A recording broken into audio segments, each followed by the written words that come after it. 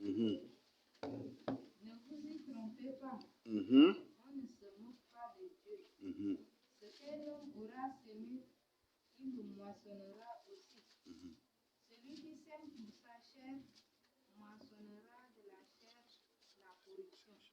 Mais celui qui sème pour l'esprit moissonnera de l'esprit la vie éternelle. Ne nous lassons pas de faire le bien, car nous moissonnerons au temps convenable si nous ne nous relâchons pas. Ainsi donc, pendant que nous en avons l'occasion, pratiquons le bien envers tous et surtout envers les frères en la foi. Mhm. C'est bon? Voilà.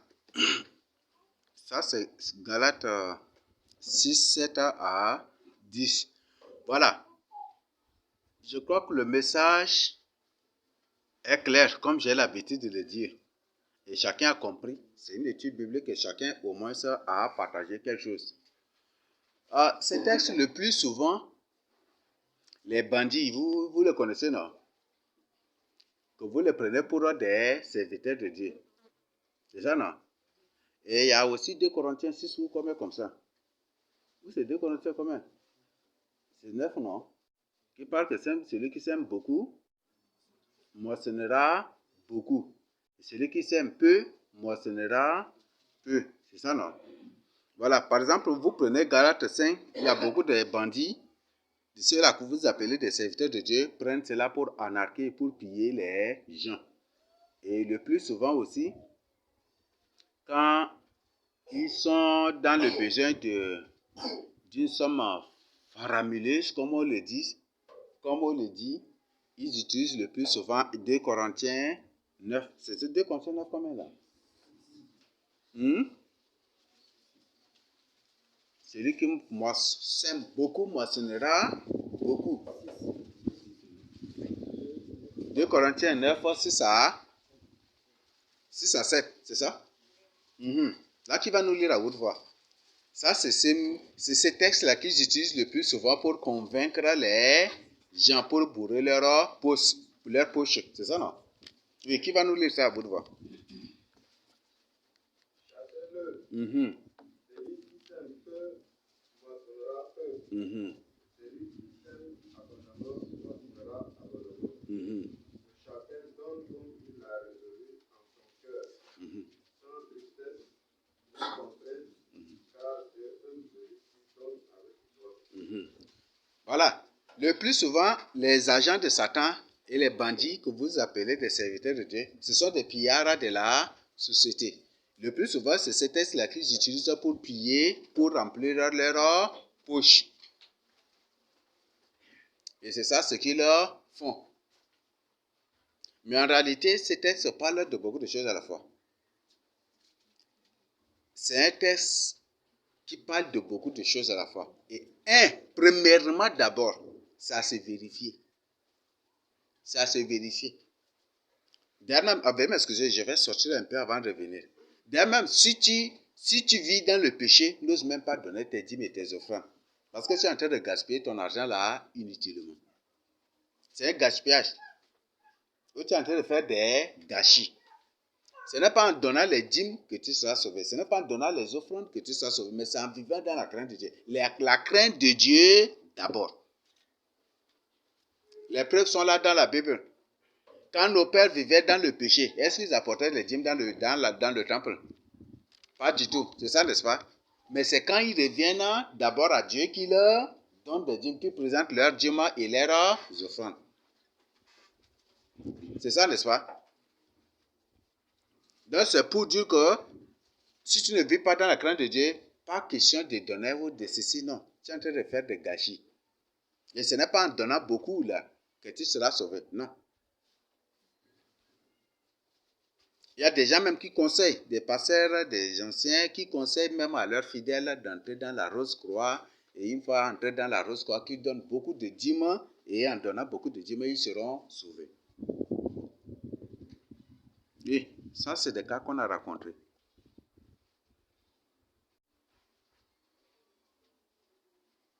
C'est des cas qu'on a rencontrés. Des anciens, des églises, des ancêtres des églises, les pasteurs des églises, d'églises qui demandent à leurs fidèles d'entrer dans la Rose-Croix.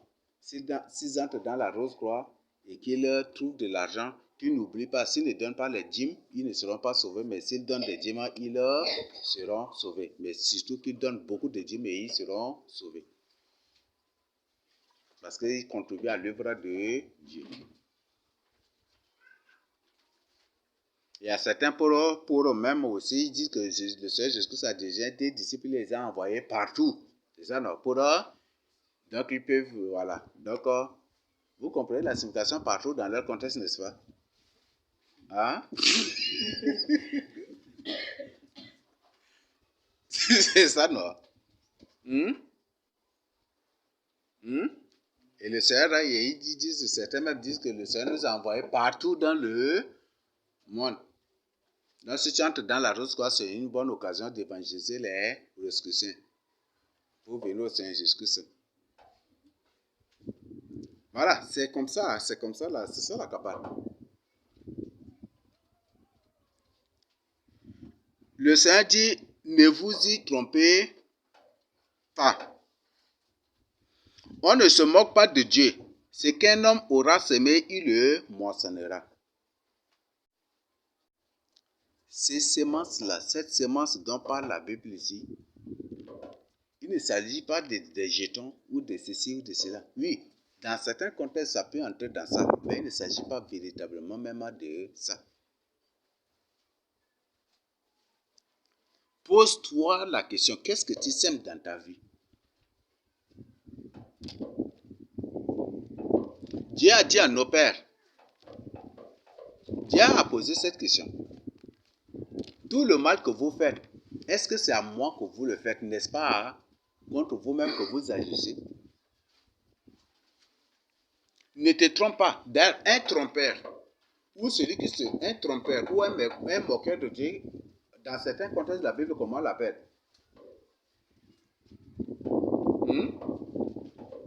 On l'appelle un hypocrite.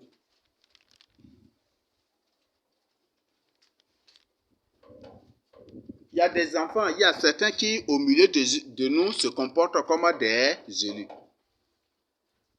Et à la maison, ils se comportent aussi en tant que d'autres personnes. En tant que des hypocrites. Est-ce que Dieu veut cela? Tout le mal que tu fais à ton prochain, c'est à toi-même que tu es en train de faire. C'est ce que Dieu te dit. Tout le mal que tu es en train de faire à ton prochain, c'est contre toi-même que tu es en train d'agir. Mais seulement que tes yeux ne sont pas ouverts. Seulement que tu n'as point du tout compris. Et même la Bible dit, Dieu dit, faute de connaissance, mon peuple a péri. C'est ça, n'est-ce pas?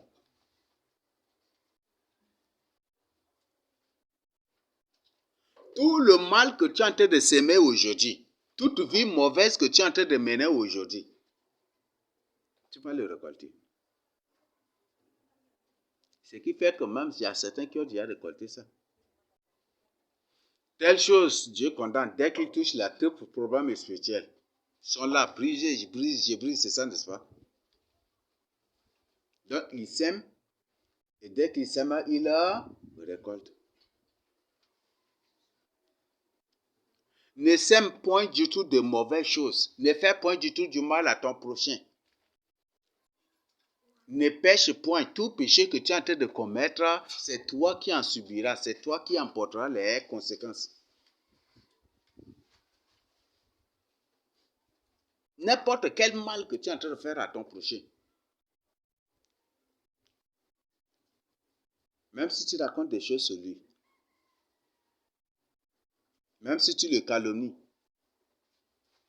Même si tu le dénigres. Même si tu le diffames. Même si tu l'humilies. Ne dis pas que c'est lui qui tient en train d'humilier, mais c'est toi-même qui humilie. Parce que c'est toi. Toi, tu vas ramasser 2 fois le fruit.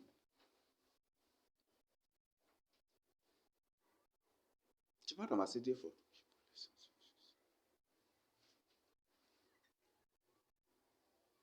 C'est pourquoi il faut cesser de faire du mal. Tu crois que tu es en train de calomnier l'autre, mais c'est toi-même qui te fais du mal. Ce que tu sèmes, c'est ce que tu vas récolter. C'est très dangereux. Même si tu es dans l'occultisme, même si tu es un sorcier, même si tu es un magicien, même si tu es sataniste, même si tu es bras droit de Satan, ou qui que ce soit de Satan, même si tu es ministre de Satan, député de Satan, même si tu es qui, le président de l'assemblée de Satan, tu es qui que ce soit, n'ose même pas le faire. Ce que je vous donne comme une information, tout ce que les démons sont en train de s'aimer aujourd'hui, toute manipulation qu'ils utilisent contre des gens, les stratégies de manipulation qu'ils utilisent contre les gens pour tomber dans le péché, tout cela, c'est des semences qu'ils sèment et ils vont récolter.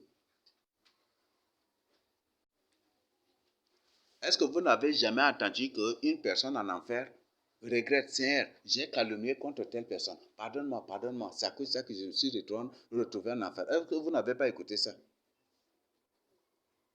Est-ce que vous n'avez pas écouté?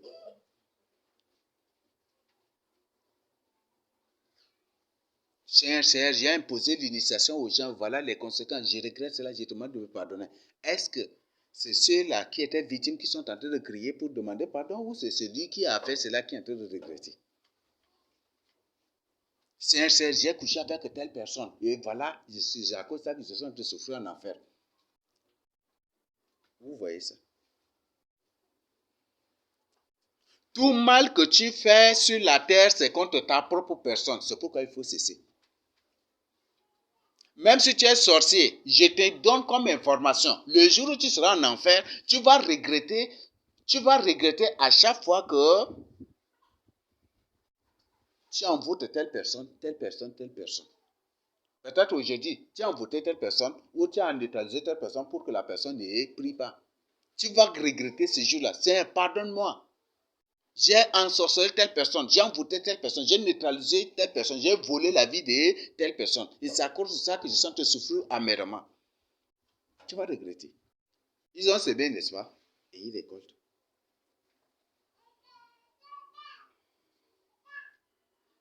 Qui que tu sois, tout mal que tu fais, c'est contre ta propre personne. Il ne faut pas du tout te tromper que c'est contre ton prochain que tu es en train d'agir. Non. Là où je suis, si j'insulte une personne, automatiquement Dieu prend note. C'est ça, non? Il a insulté. Et automatiquement, Satan aussi prend note.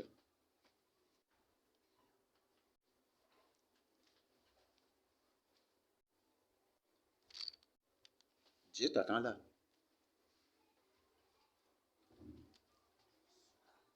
Ne dis pas que c'est ton prochain que tu es en train d'insulter. C'est toi-même qui t'insulte. Ne dis pas que c'est lui que tu humilies. Ne dis pas que c'est contre une personne que tu es en train de pécher. Non. Dieu a dit à nos pères, c'est contre eux-mêmes qu'ils pêchent. C'est contre eux-mêmes qu'ils font du mal.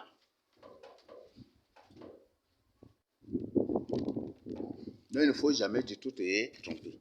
Donc, ce que tu sèmes, tu vas récolter. Tu es en train de mentir, c'est toi qui vas récolter ces fruits. C'est ça, non? Tu as semé, tu vas récolter. C'est ça, non? Oui, il y a une personne qui sème sans récolter. Il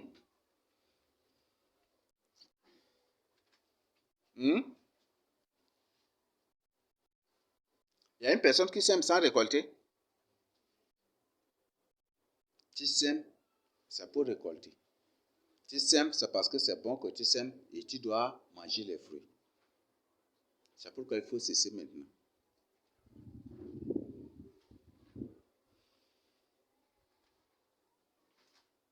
Si tu sèmes de bonnes choses, c'est pour ton salut. Mais si tu sèmes selon la chair, et vous connaissez les désirs de la chair, c'est ça, n'est-ce pas? On va citer maintenant paramentalement. On ne va pas prendre le verset biblique. Il y a plusieurs versets bibliques qui présentent les désirs de la chair. On cite. Les désirs de la chair sont l'orgueil. Bon, il faut que moi je cite d'abord, non? Hein? Oui. Le fruit de l'orgueil, c'est, pour moi, je cite l'hypocrisie. Soit c'est mensonge. Et puis lui, c'est le vol. L'orgueil. La haine. La convoitise. Paul. La jalousie. La calomnie. L'hypocrisie, c'est déjà cité. Donc, que chacun au moins prenne son temps pour lire Galates 5, verset combien là? 19 à 21. C'est ça, n'est-ce pas? C'est ça, non? Et 2 Timothée 3, 1 à 5 aussi. C'est ça, non? Et relisez le livre de Romains 8.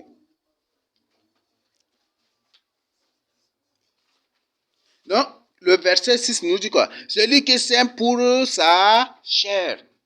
C'est un mot qui a des significations. C'est un mot vraiment profond. Ce texte-là, je le dis, c'est profondément profond même. Peut-être tu insultes une personne pour te consoler. Tu sèmes selon la chair, n'est-ce pas? Tu fais ce qui est mal pour te consoler. Tu sèmes selon la chair. C'est ça, non? C'est ça, n'est-ce pas? Tu racontes des faussetés sur ton prochain pour te consoler. Tu sèmes selon la chair, n'est-ce pas? Tu le grondes en public pour être vu. Tu sèmes selon la chair. C'est ça, non? Tu es en train de s'aimer selon la chair.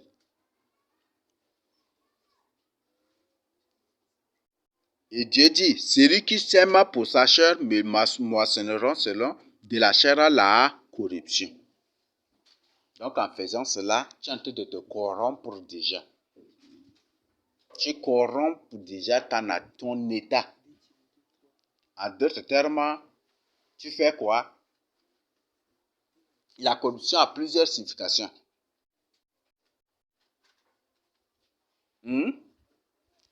La corruption a plusieurs significations. La corruption, ça a, dans certains contextes bibliques, ça signifie ce qui est pourri aussi. Tu commences par te décomposer toi-même. En d'autres termes, tu commences par te dissoudre toi-même. C'est ça, n'est-ce pas? Ça signifie beaucoup de choses à la fois. Tu commences par corrompre ce que tu es. Tu commences par te souiller toi-même.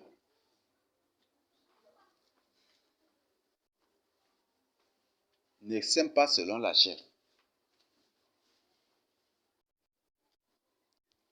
Ne dis pas qu'en faisant ça là, tu vas te consoler parce que tu lui as fait du mal. C'est ça, n'est-ce pas? Comme certaines personnes, ils racontent de n'importe quoi, des paroles choquantes, des mots choquants. Et après, ils disent, ce que je l'ai dit là, même 20 ans, 30 ans, il ne va pas oublier. C'est ça, n'est-ce pas?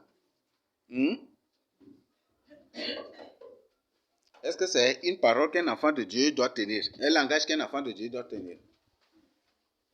Tu sèmes pour la chair et tu récolteras aussi pour ça. Tu récolteras la corruption. En d'autres termes, c'est la mort qui t'attend. Et il y a deux morts. Il y a la mort physique et la mort spirituelle. Ne dis pas qu'il y a une personne qui fait du mal à son prochain sur cette terre. Est-ce que vous me comprenez? Il n'y a personne qui fait du mal à son prochain sur la terre. Mais toute personne se fait elle-même du mal, sans le savoir, croyant qu'il est en train de faire du mal à son prochain. Tu te fais toi-même du mal. Ne dis pas que tu es en train de faire du mal. Parce que tout ce que tu es en train de lui faire là, tu vas récolter. Dieu va te dire, voilà ce que tu as semé, voilà maintenant, il faut prendre. Ça va être crédible pour toi. Combien de sorciers ont décidé de tuer des gens, de tenter d'avoir même de tuer des enfants de Dieu? Ils ont pris des choses pour les tuer, mais ces choses étaient retournées contre eux-mêmes. C'est ça, n'est-ce pas? Et ils sont morts. Donc ils ont semé selon la chair et ils ont récolté aussi selon la chair. C'est eux-mêmes qui ont récolté, n'est-ce pas? C'est ça, n'est-ce pas? Il y a des gens, il y a certaines personnes, moi j'ai compris, il y a certaines personnes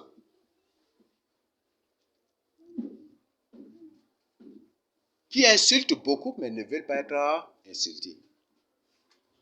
C'est ça, non? Qui calomnie beaucoup, mais ne veulent pas être calomniés. Ils calomnient les autres. Là, ça ne les fait pas du mal. Mais dès qu'il écoute tant que telle personne l'a calomnié, il ne va jamais du tout se réconcilier avec cette personne. Il ne va jamais du tout pardonner cette personne. Vrai ou faux?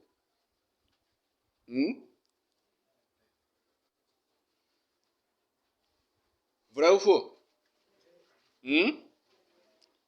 Ils médisent des gens, mais ne veulent pas que les gens médisent d'eux. Voilà des choses. Le Seigneur Jésus a dit, c'est que vous ne voulez pas que les hommes fassent pour vous, ne faites pas de même pour eux. C'est ça, n'est-ce pas? Donc, si tu sais que calomnier les autres, c'est du mal, il ne faut pas le faire. Et si tu ne le fais pas, Dieu ne permettra pas ça ce soir. Oui, c'est un contexte. C'est parce que tu le fais que Dieu permet que cela arrive aussi. Comme tu fais aux autres là, le Seigneur permet que cela t'arrive aussi pour que toi-même là, tu vois si c'est bon ou c'est mauvais. Si ça te fait du mal, c'est pour que tu comprennes que ça fait aussi du mal à ceux-là. Ça fait mal aussi à ceux sur lesquels tu calomnies, racontes des choses.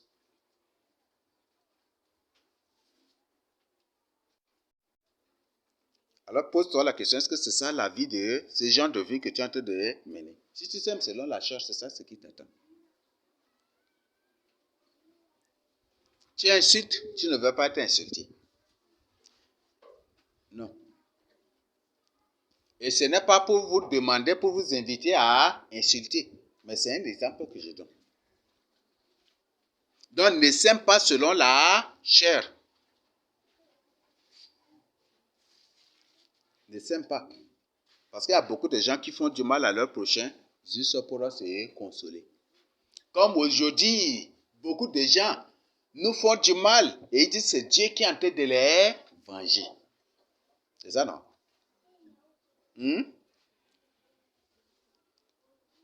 C'est ça, n'est-ce pas? C'est ça le monde dans lequel c'est la preuve de l'existence des démons en chair humaine. Des démons en forme humaine. C'est la preuve de leur résistance. Une personne viendra lui-même à te gifler. Il dit que c'est Dieu qui est en train de le venger. C'est ça, non? Et c'est ainsi que Dieu venge.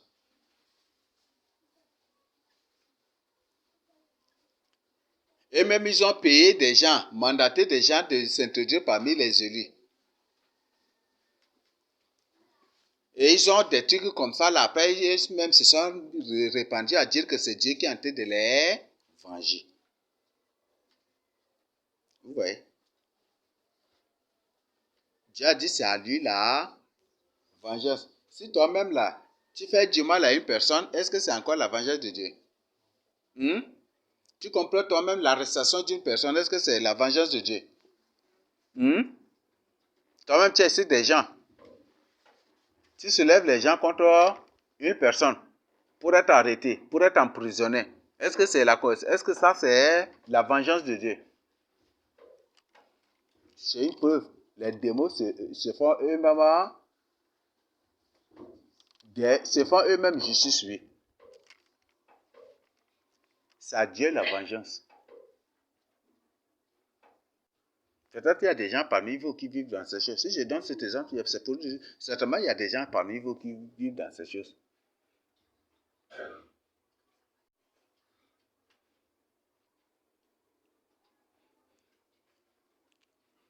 Peut-être tu as fait quelque chose et dès qu'il apprend là lui-même là, il te prépare quelque chose et il met quelque chose dedans. Tu fais la diarrhée, puis là, il dit voilà, c'est parce que tu as raconté quelque chose que tu es en train de me venger. C'est ça, non? Est-ce que ça, c'est une vengeance? La Bible dit on ne se moque pas de Dieu. Donc, de telles personnes qui tiennent de tels langages ou qui agissent ainsi, est-ce qu'ils ne se moquent pas de Dieu?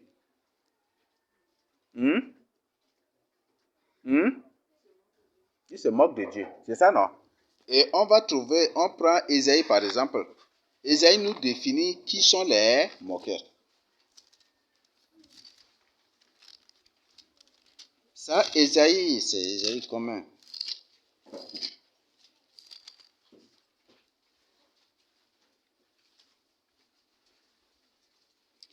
Ésaïe 57, 3 à 4. Qu'est-ce que la Bible nous dit? Qui va nous lire ça à haute voix? Ésaïe 57, 3 à 4. Mais vous approchez ici.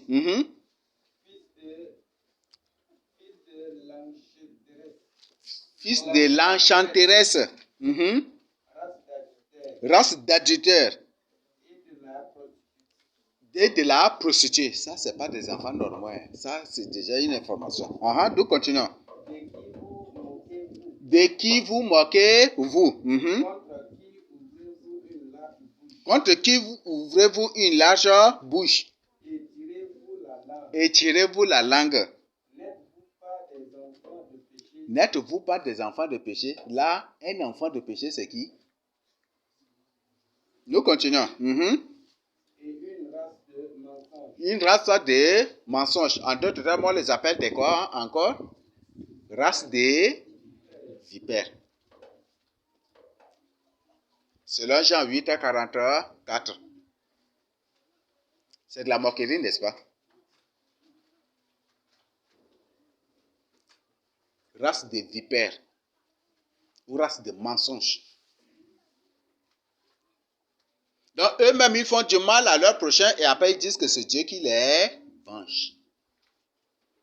Si tu sèmes le mal, c'est toi qui vas récolter. Ne sème pas selon la chair. Ne crois pas que c'est à ton prochain que tu es en train de faire du mal. Ne crois pas que c'est contre ton prochain que tu racontes des choses ou que tu complotes. Non, c'est contre toi-même. Parce que Dieu a dit qu'il a fixé un temps pour toutes choses.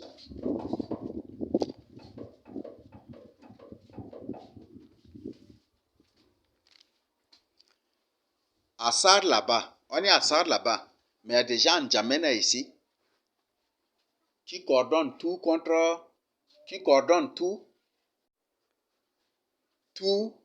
contre nous à Sar et tout contre nous à Sar. Et après, c'est eux-mêmes qui se répandent pour dire que c'est la vengeance de Dieu.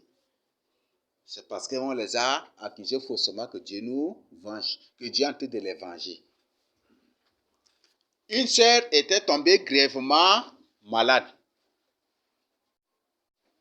Cette sœur avait exposé des choses et dès qu'elle avait exposé, directement dans le rêve, sont venus s'abattre son bas-ventre. La sœur est tombée malade. À peine elle-même allait mourir.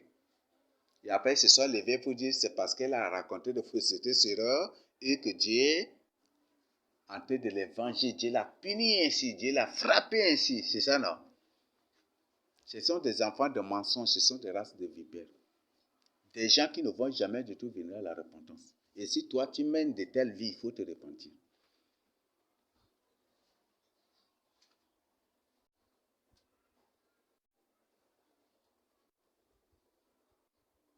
Ne sème point du tout dans la chair. Ne sème point du tout selon la chair. Ne sème point du tout pour consoler ta chair, pour consoler ton corps, pour te consoler. Non. Moi, j'aime beaucoup cette méthode. Je ne me justifie jamais du tout. Mais je veux que Dieu lui-même me justifie.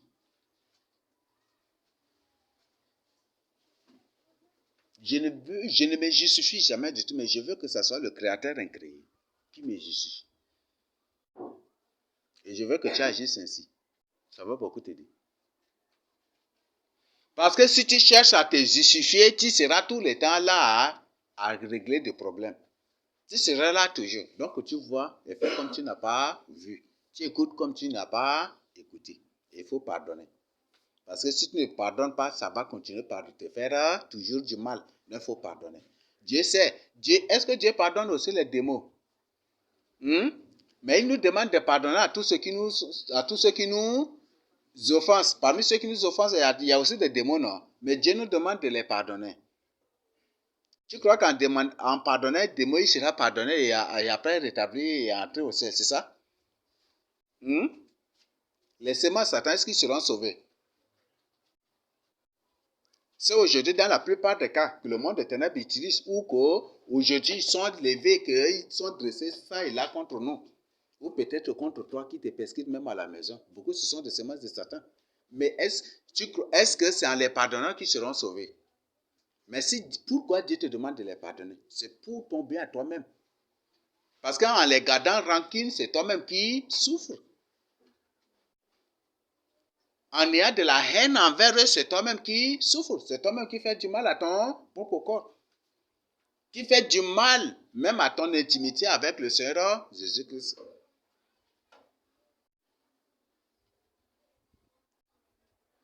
Dieu sait qu'ils ne sont pas sauvés, mais il dit, il te demande, il faut les pardonner. Donc le but, c'est pour que tu les ôtes de ton cœur. Pour que toi-même, tu déracines ce mal de ton cœur. Parce que si tu ne déracines pas, une personne qui ne pardonne pas, qu'est-ce qu'il fait automatiquement? Il est violent. Si par exemple, on te fait quelque chose dont tu ne veux point du tout pardonner, tu vas faire quoi? Chercher à venger. La nuit, tu ne vas pas dormir.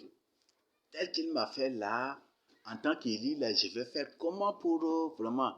Si j'ai comme ça, Dieu ne veut pas comme ça. Tu vas être là, n'est-ce pas?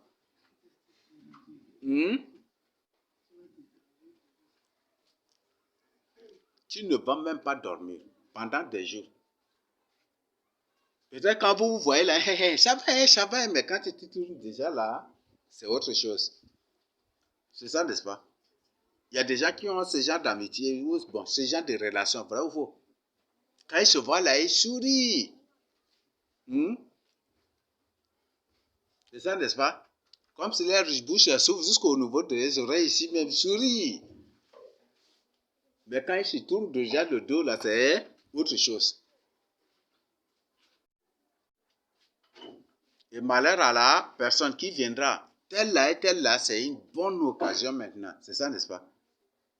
C'est pour que tu ôtes ce mal-là de ton cœur, parce qu'il y en a dans ton cœur. Si tu ne pardonnes pas, il y aura cela dans ton cœur. Et tu veux ou tu ne veux pas, un jour ou l'autre, tu vas te venger.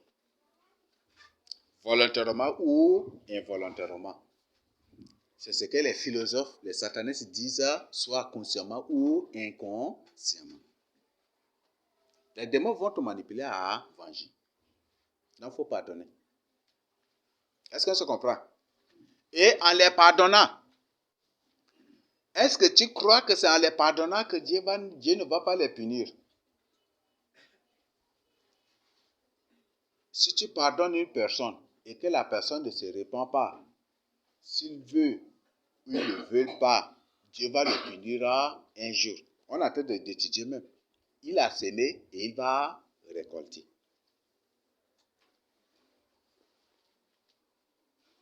La personne qui ne sera pas attaquée, la personne qui ne sera point du tout, qui après lui avoir pardonné, ne sera pas punie par Dieu, est celle-là qui se répand aussi automatiquement. Mais si la personne ne se répand pas, non, il n'y a pas de pardon. Donc, ne sème pas selon la chair. Ne fais pas du mal à ton prochain, parce que c'est contre toi-même. Tout le mal que tu es en train de faire, c'est dans le livre de l'enfer. Hein. Ça t'attend là. Ça t'attend là. Et certaines personnes, c'est à cause de cela qui sont en train d'être réclamées jusqu'aujourd'hui. Ils disent, je suis enfant de Dieu, je suis enfant de Dieu. Mais leurs œuvres, tout ce qu'ils font, ça ne cadre point du tout avec l'affaire d'un enfant de Dieu. Ce qui fait que le monde des ténèbres les réclame.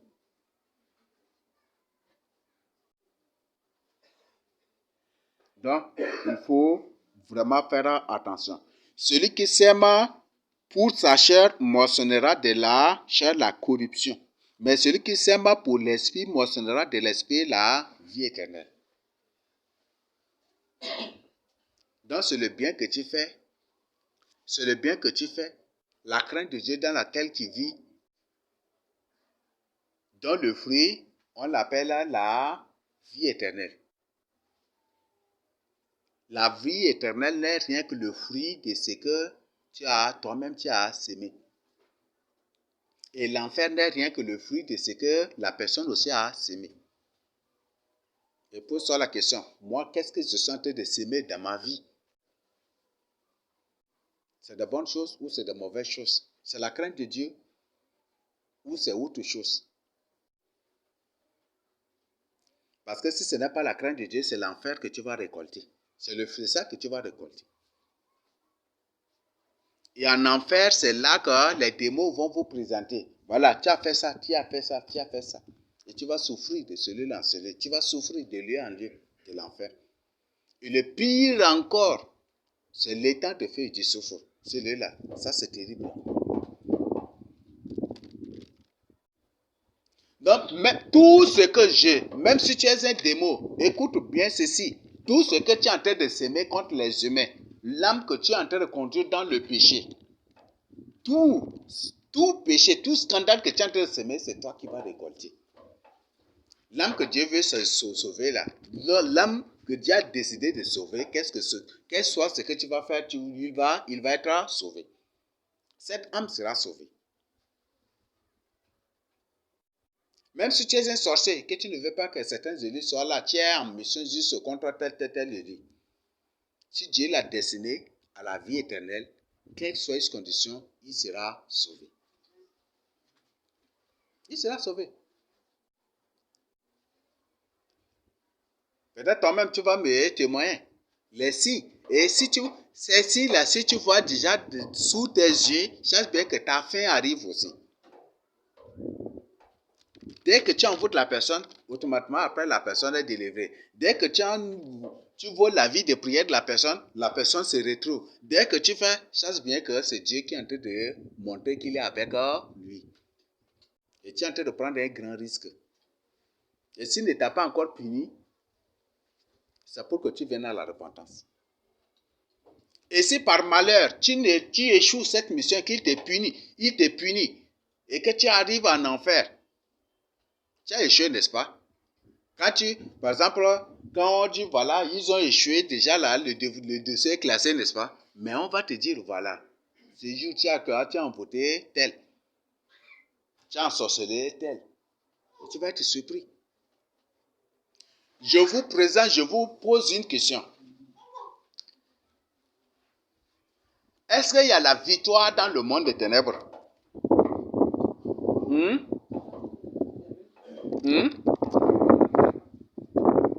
Non, est-ce que le monde des ténèbres a ce qu'on appelle la victoire?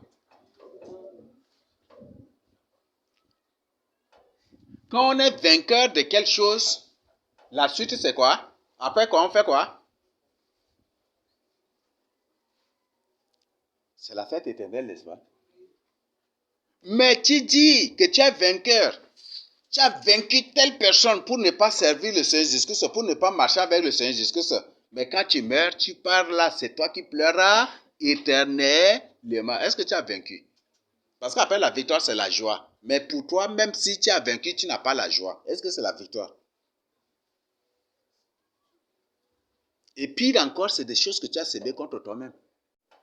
Le Seigneur peut lui-même, dans sa sagesse, peut lui-même te conduire ou planifier que toi-même tu fasses tomber les semences de Satan, les semences de Satan, les semences de Satan. Tu vas les faire tomber parce qu'ils ne sont pas destinés à être sauvés. Et il te permet de faire cela et lui-même il va venir te dire pourquoi tu as fait.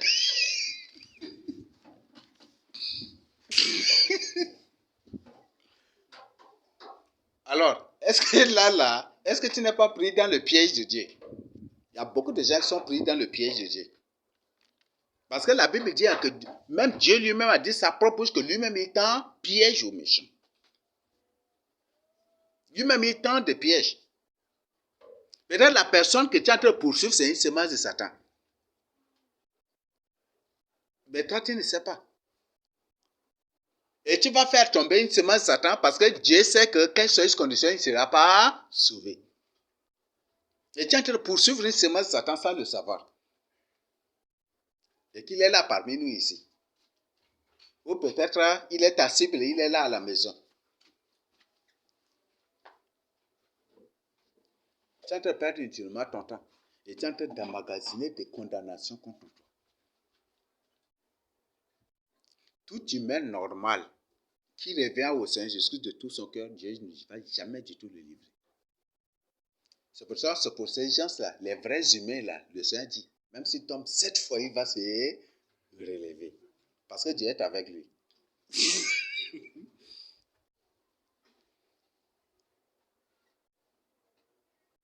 Mais si c'est une semence Satan, une fois là, c'est pour tout de bon. 2 fois ou une fois, si se relève deuxième fois là, il part définitivement. C'est ça, n'est-ce pas? Mais le juste là, un humain normal, sa préoccupation, c'est d'abord Dieu. Qui que ce soit parmi nous ici, au moins se pense à ses parents une fois. Vrai ou faux? Même si une semaine, tu n'arrives pas à penser, tu n'arrives pas à trouver une minute ou une heure comme ça pour penser à tes parents, au moins c'est 2 ou dans la deuxième semaine, à la deuxième semaine, au moins tu vas penser à l'un d'eux. Tout humain normal pense toujours à son père. Même son père là est méchant. Même sa maman là est méchante. Il pense toujours à lui. C'est ce que beaucoup font. Et ce qui fait que beaucoup intercèdent continuent toujours par intercéder pour leurs parents jusqu'aujourd'hui. C'est ça, n'est-ce pas? Malgré ce qu'ils leur font. Ils intercèdent pour eux et ils supplient le Seigneur Jésus-Christ. Donc c'est pour dire que tout humain normal pense toujours à Dieu. Même s'il est tombé, à un moment lui-même il entre en lui et Dieu. Et dès qu'il entre en lui, il reconnaît ses péchés, l'Esprit de Dieu le saisit et il le confesse. Mais des mois, quand il tombe là, c'est fini, hein, il se met Satan, il est parti.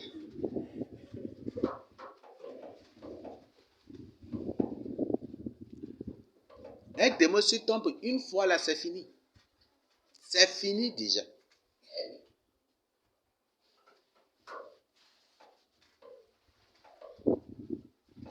Donc chacun pense vraiment sur ça. Donc ne s'aime pas selon la chair. Peut-être tu te crois trop méchant. Ou le Seigneur t'a fait croire que tu es le vainqueur des vrais serviteurs de Dieu.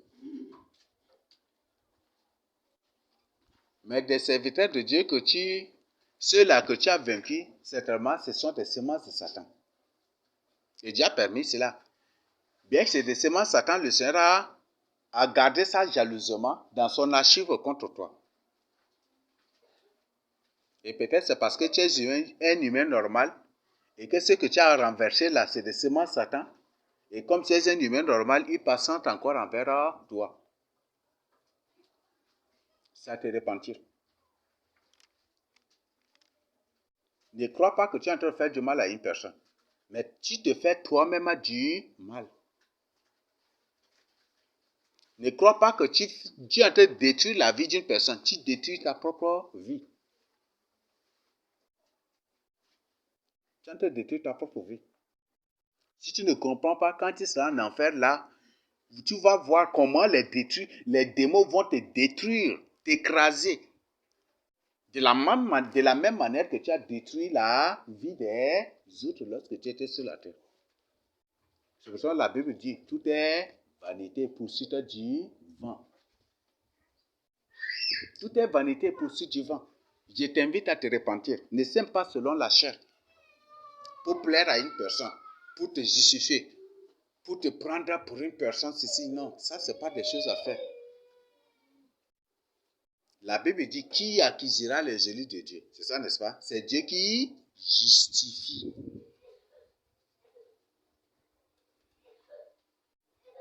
C'est Dieu qui justifie. Et dans le verbe justifier, on a pour... il y a le mot justice qui sort de ça. C'est ça, n'est-ce pas? Là, c'est Dieu qui justifie ses élus. C'est Dieu qui leur fait justice. Et c'est Dieu qui va faire... C'est Dieu qui va les venger. Donc, que chacun entre en soi. Donc, ne crois pas que le péché que tu es en train de commettre en secret, les choses que tu es en train de faire en secret, que c'est caché. Ou c'est non, tu es en train de s'aimer des choses contre ta propre personne. Il n'y a même pas une vie hypocrite parmi nous ici. Et si toi, tu es du genre à faire du mal à ton prochain pour revenir après dire que c'est Dieu qui t'a vengé parce qu'il t'a fait ceci, peut-être qu'il y a la semence de limite dans ta vie. Il y a la semence de limite dans ta vie.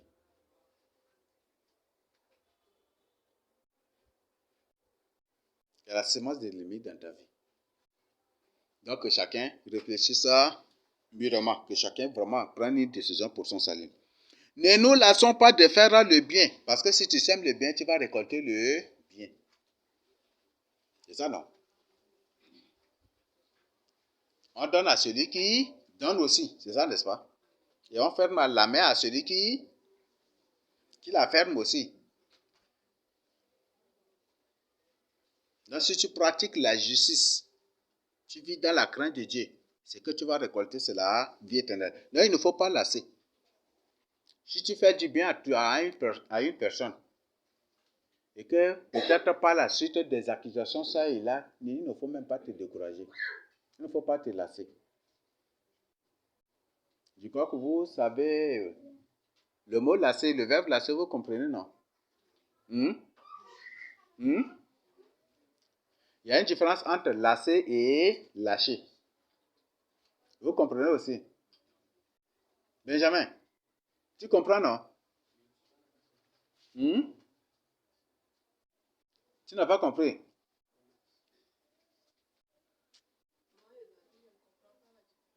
Ah bon?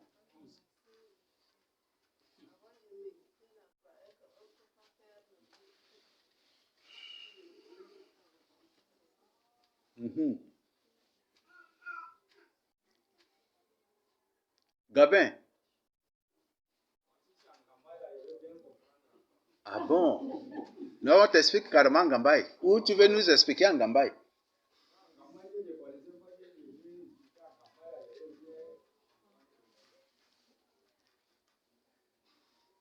Donc on te dit le mot là en Gambaye.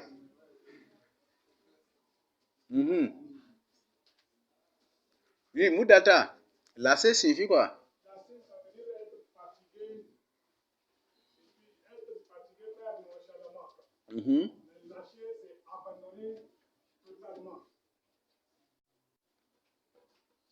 C'est ça, non? Rambaye?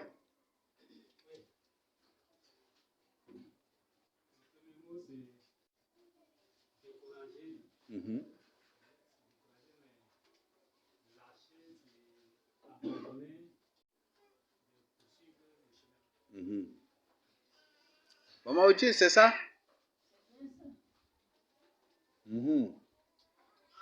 Et oui, Moïse.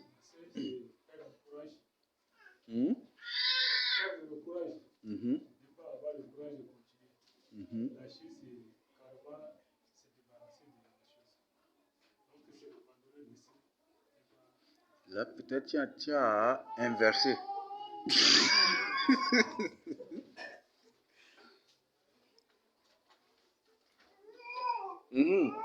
Ah, je crois que nous expliquer. Hein?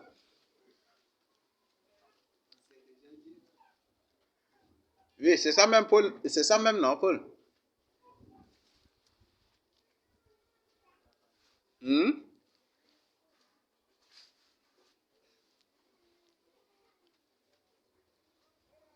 Je crois que le mot est utilisé même dans son contexte ici. On voit directement même aussi. Ne vous lassez pas de faire le... Ne vous lassez pas de faire le... Et on se lâche à poursuivre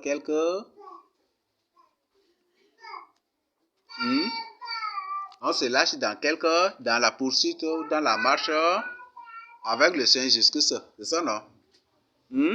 Lâcher, ça signifie aussi, ça signifie même aussi renier. C'est ça, non? Se décourager, se détourner, ça suffit beaucoup. Là, ce sont des mots qui ont plusieurs synonymes. C'est ça? Donc, ne vous lassez pas, ne nous lassons pas, oui, ça inclut même l'auteur aussi. Ne nous lassons pas de faire le bien. Et point virgule. Car nous moissonnerons au temps convenable si nous ne nous relâchons pas. Relâchons pas. Si on note le préfixe res, on se retrouve avec notre verbe lâcher. C'est bon? C'est bon? Ou c'est pas ça, Jonathan? D'accord. Donc, voilà ce que le Seigneur nous dit. Il ne faut jamais du tout lasser de faire le bien. Par exemple, si on lit Apocalypse 21, verset 8, il dit pour les lâches, n'est-ce pas? Donc, ceux qui se sont découragés, ceux qui se sont détournés, ceux qui ont trouvé que c'est dur de marcher avec le Seigneur Jésus-Christ, ceux qui ont trouvé que c'est dur d'être élu, parce que si tu es élu, tu vas être persécuté. Ceux qui ont trouvé dur, alors par la suite, ils ont modifié le message de sanctification dans leur vie pour ne pas être persécutés. Le Seigneur dit pour les lâches. Je crois que toi-même, tu as modifié le message de sanctification dans ta vie aussi, non?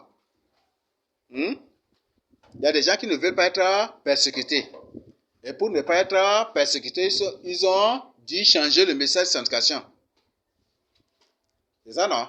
Ou modifier le message de sanctification. Donc, nous, on prêche la vérité ici et ils font autre chose. Et ils racontent aussi autre chose aussi aux gens au quartier. C'est ça, non? Vous, c'est pas ça, Moulata? C'est ça, non? Donc, la vérité est là, mais pour éviter d'être persécuté, la personne modifie la vérité. Ou il fait autre chose. Ou il dit le contraire de la vérité pour ne pas être persécuté. C'est ça, non?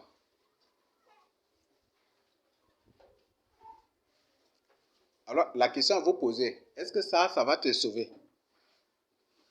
Le Seigneur dit, mais pour les lâches. Donc, ne sois pas un lâche. Et ne sois pas aussi un las. Ou un las. Bon, on dit las ou... Bon, c'est presque la même chose. Une lâche, non. Donc, ne sois pas une personne, un là. Une personne qui se lâche de faire le bien. De pratiquer le bien. De partager avec ses frères. De pardonner. De pardonner. D'oublier les offenses. Et de faire du bien. Mais sois plutôt un disciple du Seigneur Jésus-Christ. Donc, il ne faut point du tout faire, il ne faut pas être un las, mais il faut être un disciple du Seigneur Jésus-Christ, car Dieu nous a appelés. C'est pour ça que j'ai dit que le chant qu'on vient de chanter, c'est un chant qui résume tout. Parce que l'amour ne fait point du mal à son... L'amour pardonne tout. L'amour excuse tout. Et dans ce chant même là, on dit que même si tu expliques toutes les profondeurs de la parole de Dieu à une personne et que tu n'as pas l'amour, tu ne seras pas sauvé. C'est ça, n'est-ce pas? C'est ça, non? Et c'est ce que 1 Corinthiens 13 nous dit. Dans ce texte-là, ces chants, c'est comme si c'est le résumé même de ce qu'on a, de cette étude biblique même comme ça. Ne soyez point du tout des lâches. Donc voilà ce que le Seigneur Jésus nous dit. Donc quel que soit ce que tu traverses, même si la personne là qui te fait du mal, qui raconte des choses mauvaises sur toi, et que le Seigneur révèle que c'est un humain normal, tu peux prier pour son salut. Sauf que le Seigneur t'interdit. Il y a des gens qui sont trop amour que Dieu lui-même, c'est ça, non? Il y a des gens qui sont trop amour que Dieu lui-même. Dieu même ne sait pas aimer, c'est ça, non? Vrai ou faux? C'est ça, non? Oui, il n'y a pas. Il y a des gens qui sont trop compatissants que Dieu lui-même. Oui, ça n'existe pas. Non, il y a des gens qui sont trop amoureux que Dieu lui-même.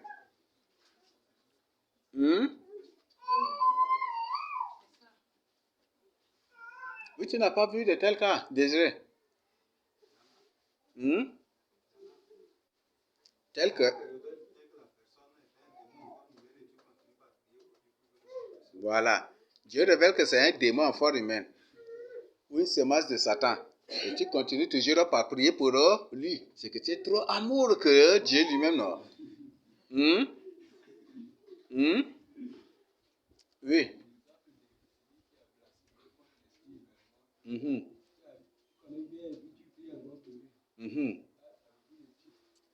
Donc tu es trop compatissant que Dieu lui-même. C'est ça, non? Est-ce qu'en vivant dans ça, tu vas être sauvé gaillardement parce que tu es trop amoureux que Dieu? C'est ça, non? Hein?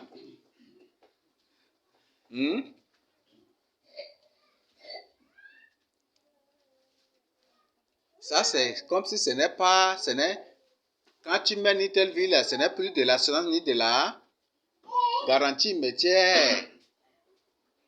c'est comment on appelle ça? Le nom serait quoi? C'est l'adjectif qui est gaillard, mais le nom c'est...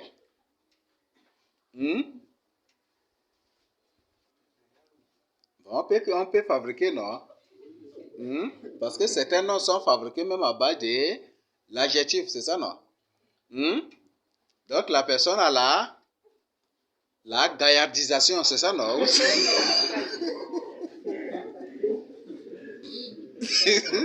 C'est ça, n'est-ce pas?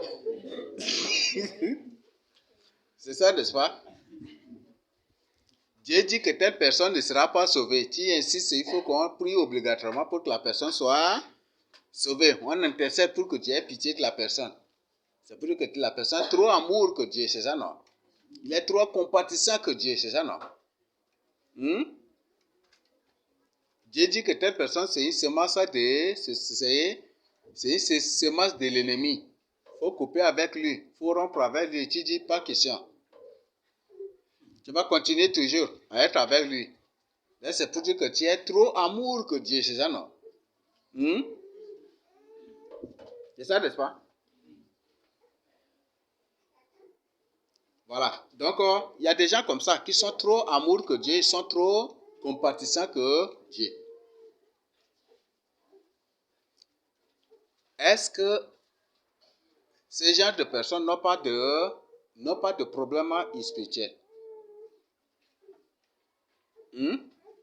Si en tant que ton créateur, il t'ordonne de faire quelque chose et tu refuses, est-ce que tu n'as pas un problème avec lui? Est-ce que tu ne t'es pas retrouvé dans le camp de l'ennemi pour désobéir à son ordre?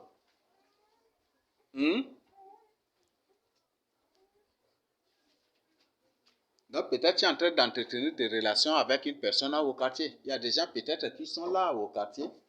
Comme il y a certains qui disent, est-ce que c'est bon de se marier avec les filles du quartier pour les amener à devenir des élus? C'est ça, non?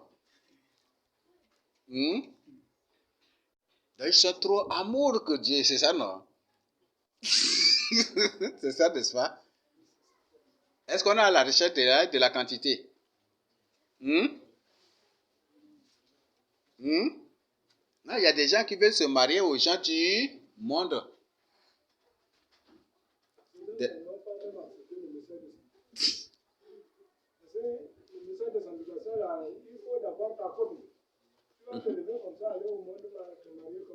Mais comme certaines sœurs disent, il faut te marier aux musulmans pour l'amener à Christ là.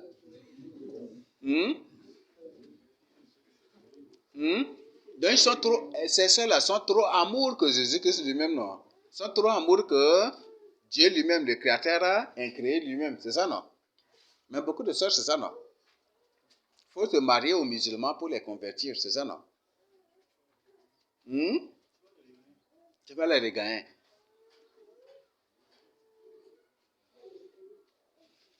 Et comme certains pasteurs disent, ils conseillent même à leurs fidèles d'entrer dans la Rose-Croix et puis pour évangéliser les Rosicruciens, des trucs comme ça. Il faut être dans l'écuménisme pour évangéliser contre l'écuménisme. C'est ce que même certains disent. Là, ils sont trop amour et trop sages que Dieu, c'est ça, non? Donc, quand Dieu dit non, là, ils disent oui. Quand Dieu dit oui, et ils disent non.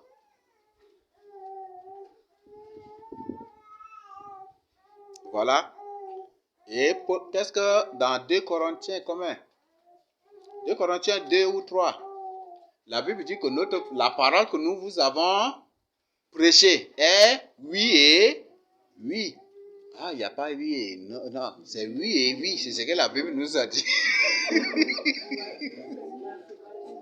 Non, il y en a dans 2 Corinthiens aussi. C'est 2 Corinthiens 2 ou 2 Corinthiens 3 comme ça. La parole que nous avons prêchée est oui et oui. C'est oui, oui. Donc, voilà des choses. Et le Seigneur Jésus a dit que votre oui soit oui, que votre non soit non. Ce que tu ajoutes vient du malin. Faites vraiment attention. Ne semez point du tout selon la chair. Parce que autant, à n'importe quel moment, tu vas récolter cela. Il y a des gens qui sont des semences de l'ennemi. Quel que soit, le Seigneur permet, qui ce sont même des démons, le Seigneur permet qu'ils accumulent. Comme ils aiment le mal, Dieu permet qu'ils font plus du mal aux gens. Et Dieu leur permettra de faire du mal au maximum aux gens avant de les punir pour récolter en enfer. Pour subir les conséquences, pour récolter en enfer. C'est là qu'ils vont regretter. Ce sont ces gens-là qui regrettent carrément leur existence sur la terre. Peut-être depuis que tu es en train de faire du mal à ton prochain, Dieu ne t'a pas puni. Ne dis pas que c'est parce que c'est selon la volonté de Dieu. C'est parce que c'est selon sa volonté qu'il ne m'a pas puni. Non. Quand tu aimes le mal, la Bible dit que Dieu aussi est sage. Donc tu fais du mal. Lui-même, il va te laisser pour que tu fasses le mal là comme tu le veux. Et en faisant du mal, tu crois que tu es en train de faire du mal là aux gens. Mais c'est contre toi-même. C'est contre toi-même.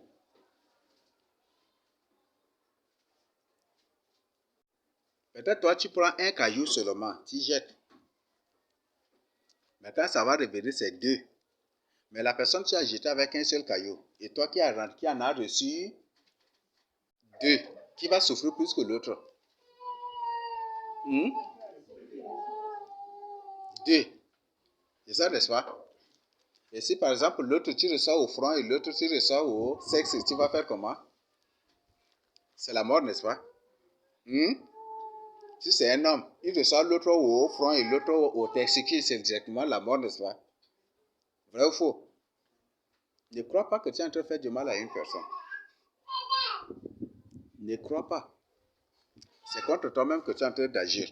Le verset 5 nous dit quoi? Ainsi donc, pendant que nous en avons l'occasion, pratiquons le bien envers tous. Pratiquons le bien envers tous. Ne choisis pas des gens.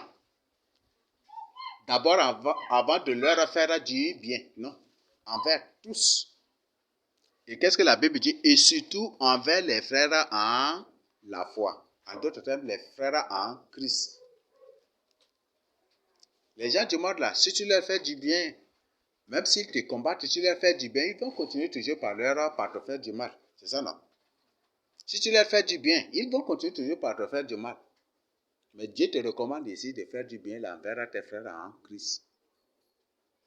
Si tu le vois souffrir, tu viens à son secours. Mais grande est ma surprise aussi d'écouter que certains frères se moquent des autres frères qui sont pauvres et qui racontent des choses sur eux. Est-ce que cela vient de Dieu? Quand tu te moques de ton frère, Dieu a dit, c'est pas moi je n'étais pas là pour convaincre Matthieu et je n'étais pas là pour convaincre le pasteur Jacques ou un apôtre pour écrire cela, mais c'est pas moi, mais c'est eux qui ont écrit. Le Seigneur Jésus-Christ, je n'étais pas là pour d'entendre des billets, des francs ou des dollars ou d'euros au Seigneur Jésus-Christ pour dire cela pour me justifier aujourd'hui. Le Seigneur Jésus-Christ a dit, heureux les pauvres, car le règne de Dieu c'est pour eux.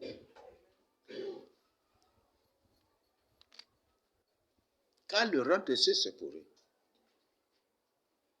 Ce qui fait que dans la Bible, quand Dieu bénit le peuple et qu'ils ont tout déjà, ils oublient Dieu. Et quand l'ennemi vient, il pille tout et puis se retrouve main vide, c'est alors qu'il pense à Dieu. Et il revient à Dieu.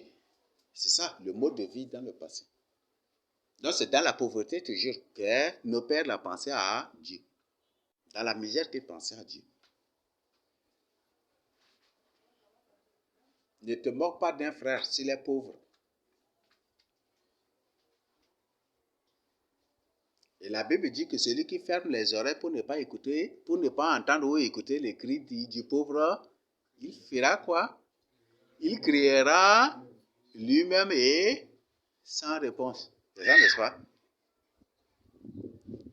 Tu vois ton frère pauvre, il te demande quelque chose où tu veux le voir, au lieu de venir à son secours, tu ne le fais pas. Les jours où tu seras dans le dénuement, il n'y aura rien entre tes mains, dans la disette.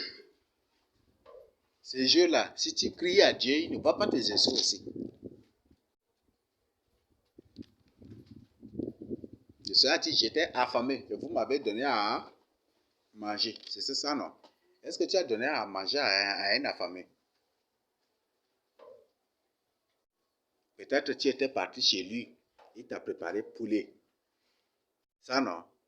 Et là, pour lui prouver des trucs là, quand il vient chez toi, tu lui égorges une chèvre ou un mouton. C'est ça, non? Et le pauvre, quand tu pars chez lui, il t'accueille avec de l'eau. Le jour où il vient chez toi, tu l'accueilles aussi avec de l'eau. C'est ça, n'est-ce pas? Est-ce que c'est ça vraiment ce que nous devons faire?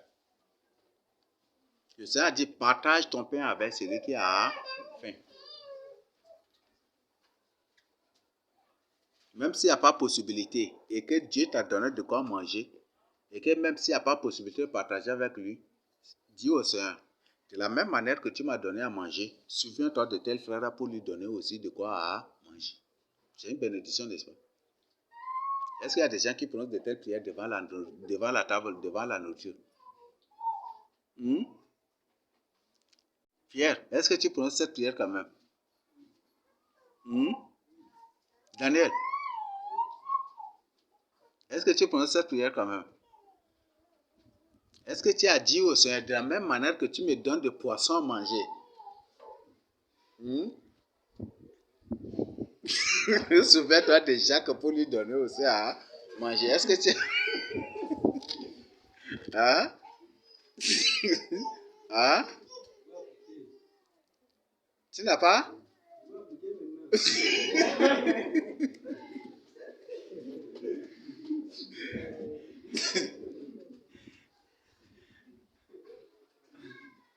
Donc, que chacun, aujourd'hui, heureux les pauvres. Et Dieu a dit, c'est pas moi qui ai inventé, que aujourd'hui, que Dieu a dit qu'il prend des choses folles pour en faire des choses sages. Même dans cela, Ésaïe 53, le Seigneur était présenté un pauvre, n'est-ce pas? Et Dieu l'a fait asseoir avec les grands. C'est ça, n'est-ce pas?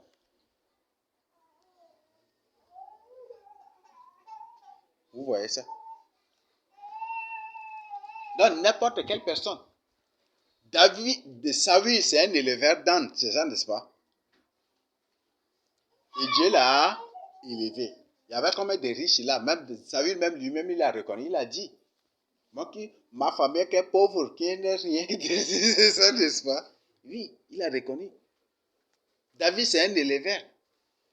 Et le Seigneur lui-même a dit, j'étais pris derrière les brebis et j'étais établi chef de mon peuple. Est-ce que vous avez vu un riche que Dieu a utilisé? Gédéon, c'est un agriculteur. C'est ça, n'est-ce pas?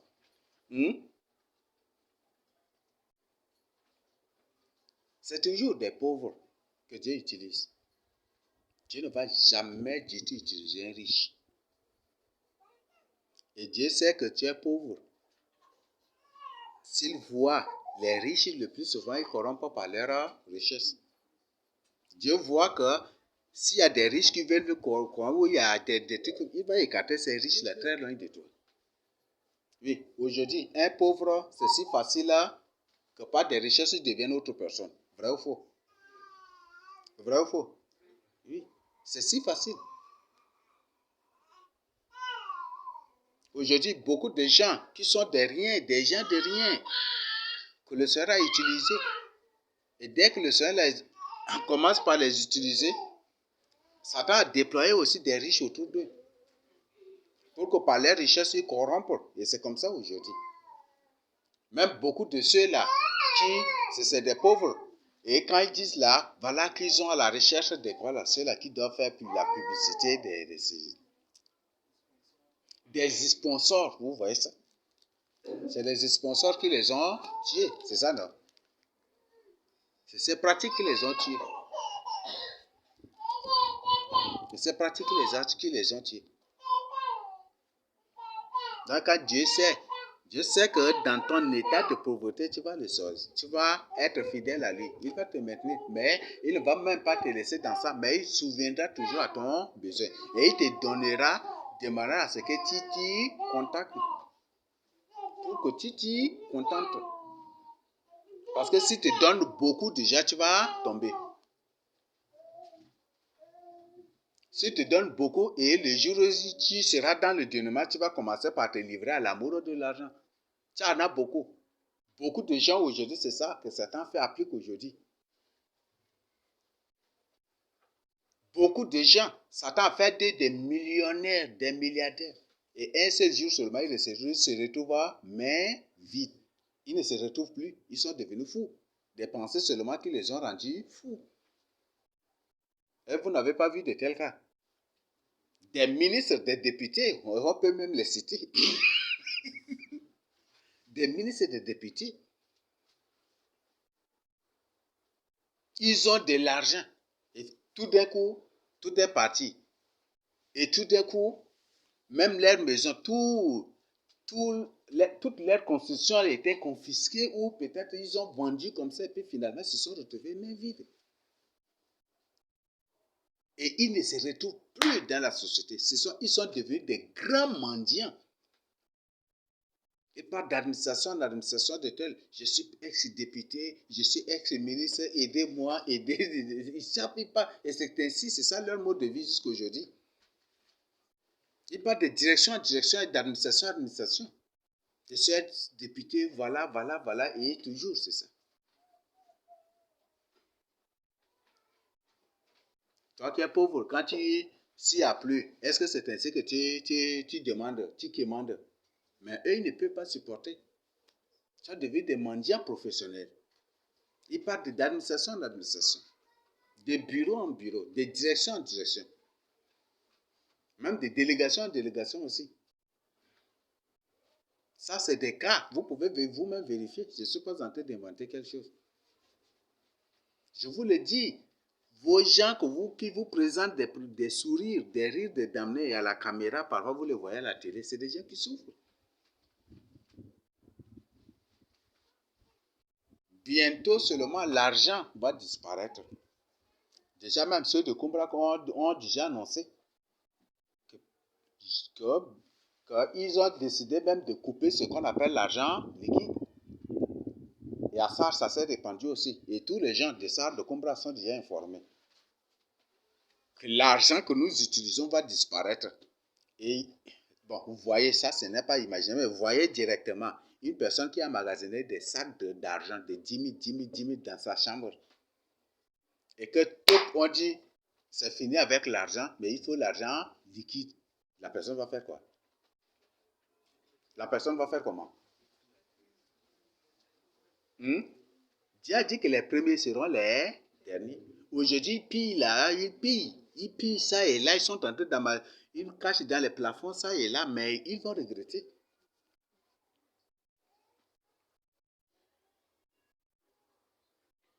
Aujourd'hui, c'est eux qui sont en train de piller. Et beaucoup aujourd'hui c'est ça. Ils ont combien de centaines, peut-être des millions, de milliards. Mais ils vont, top comme ça va partir et c'est fini. Peut-être tu as caché de l'argent là, sous ton matelas là, dans un lieu bien pour que personne ne voit. Et jusqu'à là, tu n'utilises pas, tu dis ça c'est ton âme, c'est ça n'est-ce pas? Tu dis que ça c'est ton âme pour que ton âme repose dessus, ça c'est la tradition, hein, mot à mot. C'est ça non?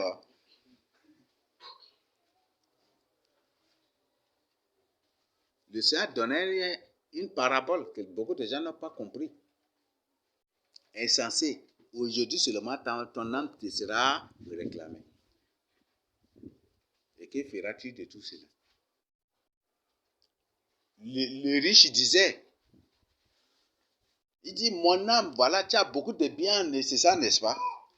C'est sûr, c'est un bien là qu'il a compté, n'est-ce pas? Ce qui fait que beaucoup étaient déçus. Ils ont emmagasiné de l'argent. Ça, ils ont emmagasiné de l'argent, des billets. Et tout d'un coup, pouf, l'argent est changé.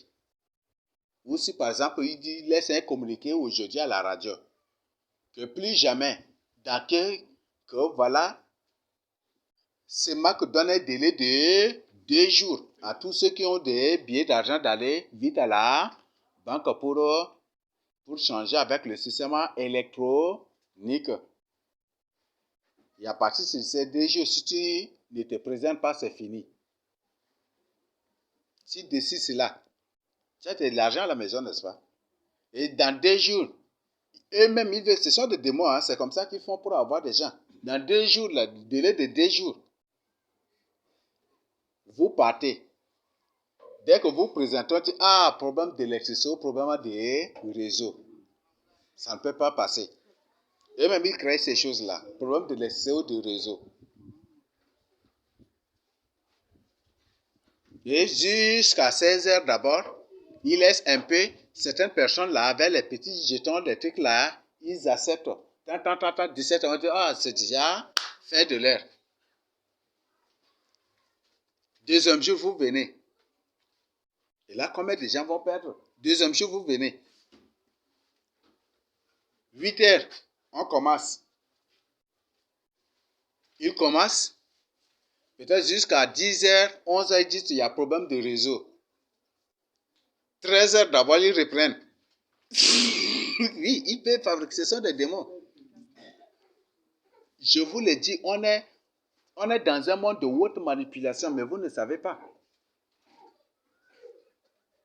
Peut-être 10 heures net, ils disent que c'est un problème de réseau. 13 heures ou 13h30, le réseau est rétabli.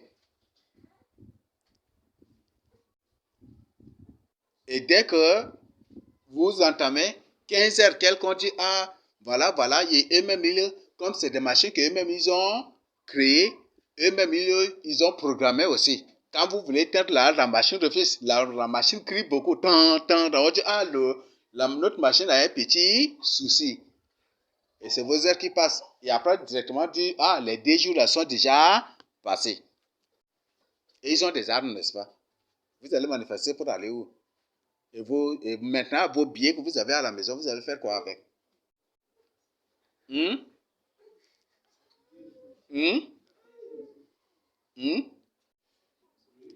Et nous sommes dans un monde où les démons agissent de manière coordonnée. Je vous ai dit, j'ai partagé avec vous. Là où on arrive seulement, ils élèvent le prix ils augmentent le prix d'essence. Là, n'importe quel endroit seulement où on arrive pour l'évangélisation ou pour le partage de la parole de Dieu, ils élèvent le prix d'essence. Si c'est à 1000 francs, ils augmentent à 2000 quelques. Ou parfois, il n'y a pas d'essence aussi. Vous voyez, c'est des démons.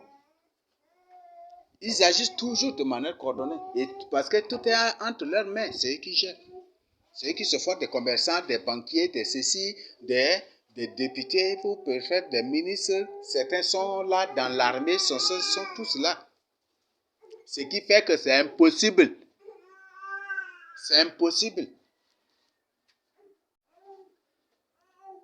Même si vous, les humains, vous tenez à abandonner ça, eux, ils vont dire que même si c'est comment on fait avec, c'est ce qu'ils vont vous dire. Parce que ce sont des démons. Leur mission, c'est d'être là et c'est ça même aussi leur fonction.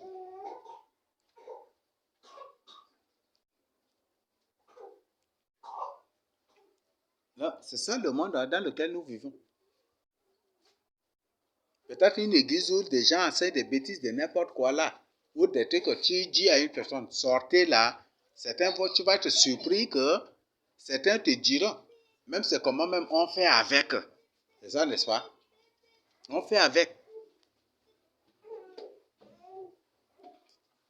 Il y avait des militaires qui ont raconté des choses et qui se sont conseillés de vider carrément. Bon, si maintenant le gouvernement agit ainsi, si tous les militaires décident de déposer les armes et d'abandonner l'armée, qu'est-ce que le gouvernement va faire? Et il était surpris d'entendre les autres dire, même c'est comment même on fera avec seulement. Ils sont plus nombreux. Donc ne dis pas que ça va être eux tous que vous allez sortir.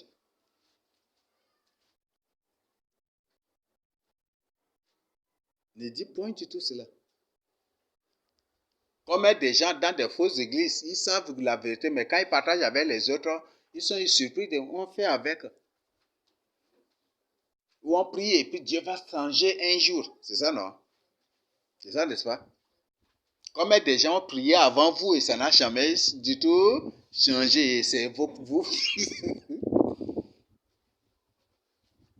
Donc, voilà des choses. Donc, nous sommes dans un monde bien coordonné. Vous ne pouvez pas. Les pauvres, là, Dieu les bénit. Et Dieu fera des pauvres des grandes personnes. Nos pères, là, est-ce qu'ils étaient sortis en tant que des boss de l'Égypte? Ils étaient sortis en tant que des esclaves, n'est-ce pas? C'est ça, non? Nos pères étaient sortis en tant que des esclaves. Ils n'étaient pas sortis en tant que des boss. Ruth de Moab, est-ce qu'elle était sortie en tant que boss? Elle était sortie en tant que pauvre, misérable, c'est ça, n'est-ce pas? Mais Dieu a fait de lui une grande personne. C'était ça, non? Donc, cessez de vous moquer des uns des autres. C'est que chacun doit avoir en tête. Parce que si même la Bible dit, celui qui se moque du pauvre se moque de son créateur. C'est ça, non? Dans le fait que tu te moques du pauvre, de ton frère qui souffre, tu es en train de te moquer directement de Dieu. Et tu n'échapperas pas. Ce qui fait que le jour où Dieu te dépouille de tout, tu vas crier, pleurer, faire tout, gêner, mais rien, aucune solution après. Tandis que celui-là, qui est là, qui est ouvert, qui donne, partage son pain avec les pauvres. Et je parle des élus en Christ, qui fait des trucs comme ça. Le jour où il n'y a rien, il n'a même pas besoin de gêner même. Il n'a même pas besoin de gêner. Il prie seulement et Dieu les os. Mais toi, tu es là, tu gênes 3 jours, une semaine, il n'y a rien. Il gêne de ceci, de cela.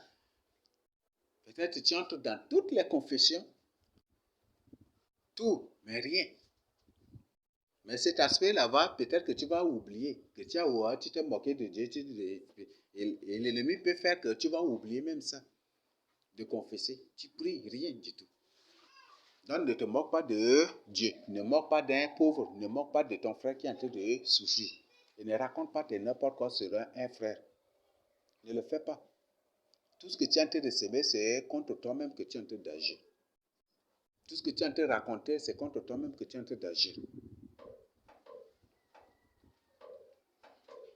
Tout ce que tu es en train de dire, de raconter, de faire pour te consoler, c'est contre ta propre personne que tu es en train d'agir. Ce n'est pas du tout contre une personne.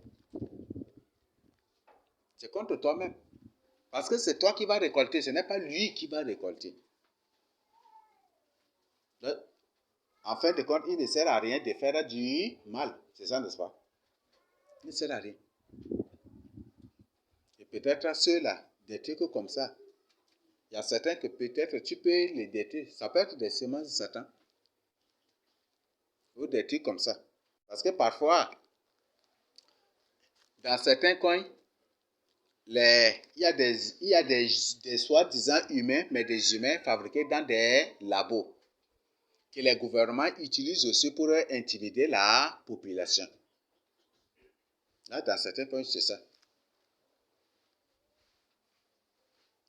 Par exemple, on prend ces humains-là, parfois on les attache au corps de quelque part. Vous les voyez, ce ne sont même pas des humains. Non, peut-être, ce n'est même pas un humain normal. Que tu es en train de poursuivre mystiquement, que tu cherches à détruire la vie. Je t'invite à la repentance et que chacun entre en soi pour son salut. Donc, la Bible dit, on ne se moque pas de Dieu. Et il ne faut pas te tromper dans cela. Ne crois pas que tu seras consolé. La consolation, c'est une personne. Comment on l'appelle? Jésus. Et qui? Le Saint-Esprit. La consolation, c'est une personne. On appelle le Saint-Esprit. Donc, s'il n'y a pas le Saint-Esprit en toi, quel que soit ce que tu feras, tu ne seras point du tout consolé. Mais c'est seul le jour où l'Esprit Saint, ou l'heure, ou la minute, ou la seconde à laquelle l'Esprit Saint descendra en toi, c'est ces jours-là, c'est cette heure-là, ou cette minute ou seconde-là, que tu seras automatiquement consolé. Sinon, pas de consolation. La consolation, c'est une personne. Non, ce n'est pas par les paroles de ta bouche, par tes langages, par que tu pourras ou tu pourrais te consoler. Non, ça, ce ne sont pas des consolations. Ça, c'est de l'ignorance. Et c'est ce qu'on appelle un comportement auto-destructeur. C'est ça, n'est-ce pas? Ça te détruit toi-même. Donc, c'est que j'ai à partager avec vous. Et qu'à partir d'aujourd'hui, chacun entre à soi-même et chacun prenne une décision pour son salut. Donc, beaucoup de gens utilisent ces versets-là pour escroquer. Mais ça signifie beaucoup de choses. Oui, la parole de Dieu, les dîmes, tu sèmes, tu donnes pour l'œuvre de Dieu, tu vas récolter aussi. Mais il ne s'agit pas seulement de ça, mais de beaucoup, ça a de profondeur. Mais beaucoup de bandits utilisent juste ce côté-là pour escroquer. Donc, chacun entre en soi-même maintenant. Donc, cesse maintenant tes calomnies.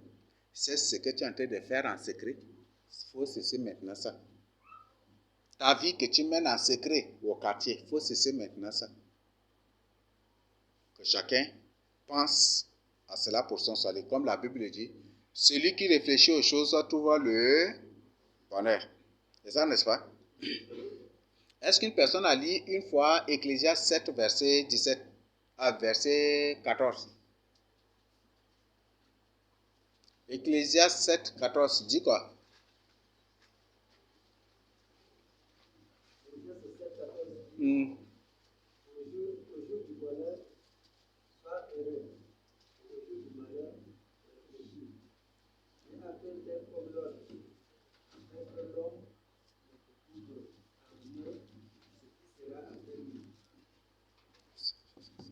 C'est bon? Donc, au jour du bonheur, il faut être heureux. Mais si c'est au jour du malheur, il faut réfléchir.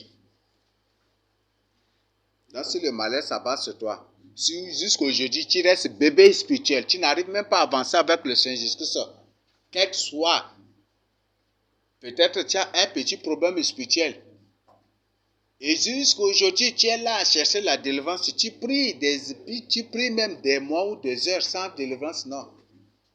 Il y a quelque chose. Non, les sorciers m'attaquent. Non, les femmes de nuit. Non, ceci, tout le jour, c'est ce même problème. Non, attention.